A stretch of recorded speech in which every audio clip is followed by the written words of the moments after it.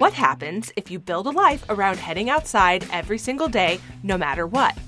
I'm Amy Bouchatz, and you're listening to the Humans Outside Weekly Outdoor Diary, where I share with you my own insights from heading into nature every single day for at least 20 minutes, no matter the weather.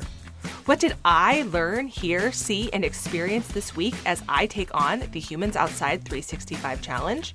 Come along for my insights and, yes, my more than occasional fails. This is my real life, after all. Are you ready? Let's go.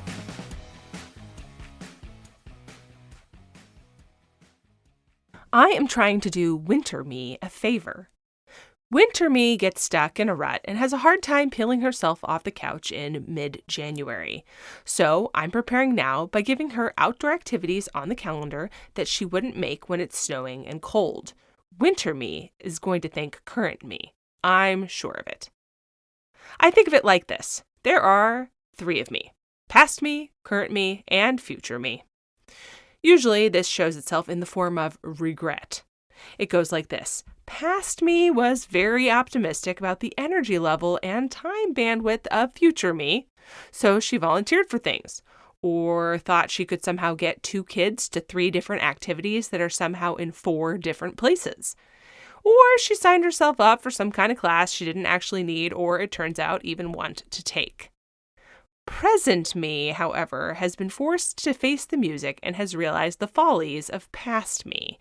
My present me energy level isn't low so much as, normal. Human normal. Sometimes I ditch the things past me planned for current me. Sometimes I muddle through them, but unhappily. But then it's a vicious cycle as I plan more things for future me, guaranteeing that we're going to do this all again. So, how do I balance knowing that's what happens when I plan for myself with keeping life interesting and helping winter me get out a little? First of all, I've realized the cycle of overcommitting is worse for spring and summer me, or the version of me putting things on the calendar for June and July. I am absolutely convinced that summer me is going to have boundless time and energy thanks to that glorious sun in the sky. January me is a whole different thing. The challenge isn't time or total energy so much as its desire. I know how much work doing anything in January becomes. Not so much doing the things, really, as wanting to do the things. Getting myself out the door, hitting the road, wanting to go. Having things pre-planned actually helps with that, as long as there aren't too many. That's why current me is trying to do future winter me a favor and find a balance of planning outdoor things, not too many, not too few, to get me out the door when the wanting is hard. Because if there's one thing I know, it's that once I get out there, I'll be glad that I went. That's true in running, that's true for adventures, and that's true for pretty much anything that requires putting on a giant jacket and wading or driving through snow and ice as part of the process. I have tested this theory a little bit before. In the past, when we've bought season passes for a local ski hill, I made sure we went as often as reasonable because so help me God, I was not dropping that cash only to never use the pass. Spending money on something in advance is a great motivator for me. In my experience, this time of year, before the snow falls and the weather cools, is the perfect time to start working on this stuff. That's because right now, as the weather is still good, I can still imagine a time that it won't be enough to be okay with preparing.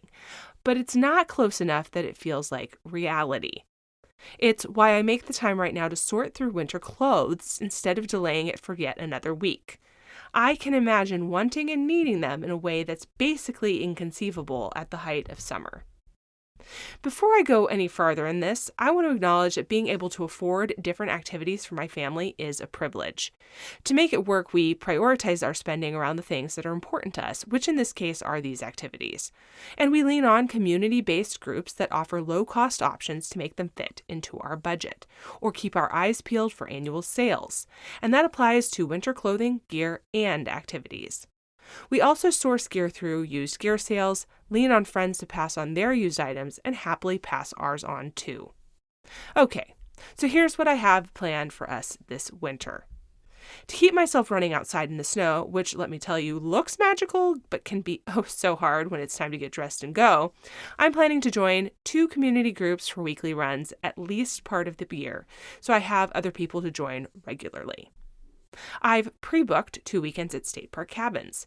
These adventures are major to-dos, if I'm being honest, and when the date comes, it can feel really hard to get out the door. I will admit that last year I had 3 planned, and I talked myself out of the most challenging one because of the wanting thing I mentioned earlier. Even though the sun sets early, we're going to be doing the local Junior Nordics program again this year. This will be the 3rd year that we've done it, and while the kids take their community-sourced lessons, I get my skis and hit the trails for the 50 minutes they're out there. I can sit in the car and read or work, and sometimes I might if I need to, but I'm already going to be literally in the parking lot. Most of the time, I might as well get out and ski too. With the opening of our nonprofit ski lift, we bought our kids season lift tickets last year, but I didn't get myself one because I didn't think that I'd want to use it. But then it was too expensive for me to buy one-off day passes as often as I wanted to. This year, I bought myself a pass too. Our on-base gear rental has really affordable season snowboard rentals, and if I can get set up in time, I'm getting one, registering for a few lessons, and learning that new skill this year. Which brings me to this. It's kind of fun how much I'm looking forward to this new skill over the winter. It's an achievable goal that will motivate me to put on all the layers and get after it. And I know that works for me because last year I decided to learn to skate ski, a type of Nordic skiing.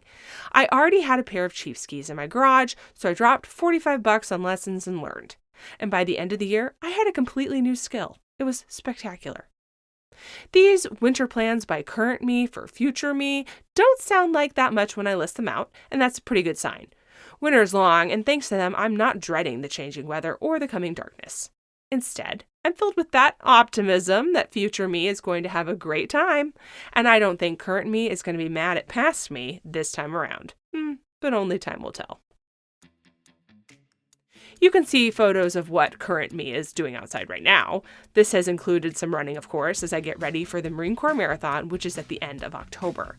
I won't lie, I am looking forward to spending less time logging training miles and more time simply playing outside. But I think that's how you're supposed to feel at the peak of training, so we're right on the money. I want to see your outdoor photos too, so tag me with #HumansOutside365. And until next time, we'll see you out there.